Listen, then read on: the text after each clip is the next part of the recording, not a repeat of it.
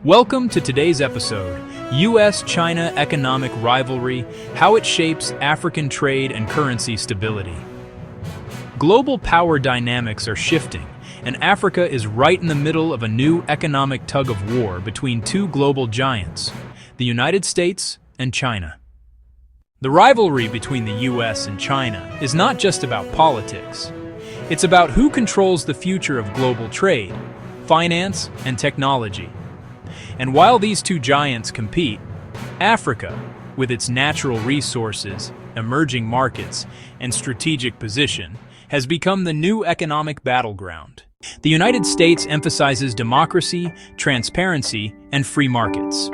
China, on the other hand, promotes state-led capitalism and massive infrastructure investments through the Belt and Road Initiative, BRI. Both want influence, but they use very different tools to achieve it. China has become Africa's largest trading partner, accounting for over 20% of Africa's trade volume.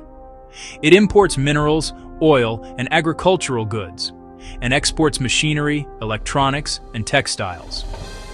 The U.S., through initiatives like AGOA, the African Growth and Opportunity Act, focuses on manufactured exports and fair trade.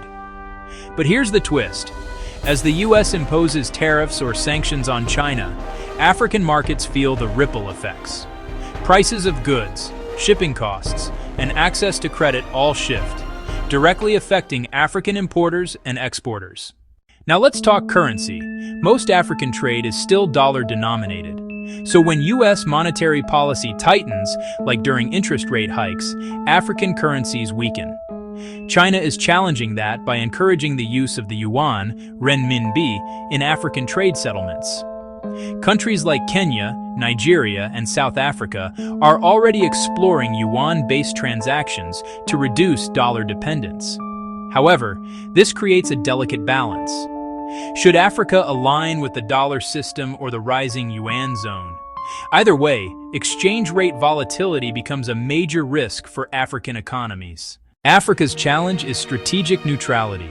Leaning too much towards China can invite debt concerns and overdependence on Chinese financing. Leaning too much toward the U.S. can mean missing out on critical infrastructure funding and technology transfer. The best path forward? A balanced approach, where African nations diversify partners, strengthen regional trade through the African Continental Free Trade Area, AFCFTA, and stabilize their currencies through better fiscal management and regional financial cooperation. As global economic power continues to shift, Africa's role will only grow stronger. The continent holds the key to new supply chains, green energy transitions, and digital innovation. But its success depends on maintaining currency stability and negotiating from a position of economic strength, not dependency.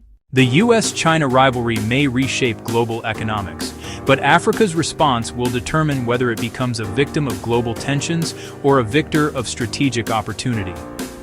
If you enjoyed this video, don't forget to like, share, and follow our channel for more insights on global economics and Africa's place in the New World Order.